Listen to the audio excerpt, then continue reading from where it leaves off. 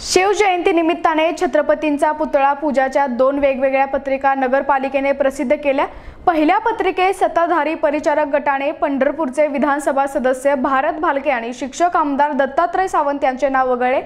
परिषदेचा कार्यक्रम हा फक्त परिचारक गटाचा असल्याचे पहिल्या पत्रिकेवरून दिसून येते। पहिली पत्रिका सोशल मीडियावर आल्यानंतर एकच गोंधळ माजला। भालके गटाचे नगरसेवक पुढाऱ्यांनी थेट जाहीर निषेध केले।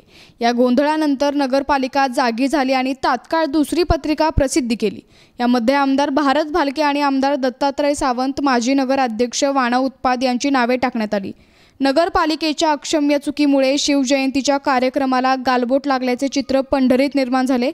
या गोंधळाबद्दल मुख्य अधिकारी अभिजित बापट यांना विचारले असता पहिली पत्रिका सोशल मीडियावर कोणी प्रसिद्धी केली याची कल्पना नाही असे सांगितले।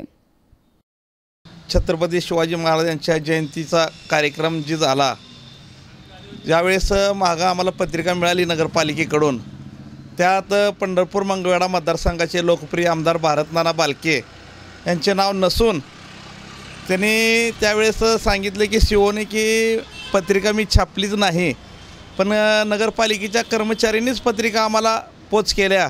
आम्ही ज्यावेळेस नानांचं नाव दिसलं नाही, आम्ही त्यावेळेस विरोधी पक्षनेता म्हणून मी व माझे काही नगरसेवक व काँग्रेसचे काही पदाधिकारी आम्ही सगळ्यांनी शिवोंना जाब विचारल्यानंतर शिवोंनी लगेच 1 तासात नवीन पत्रिका काढली व त्यात भारतनाना भालकेंचं नाव टाकलं।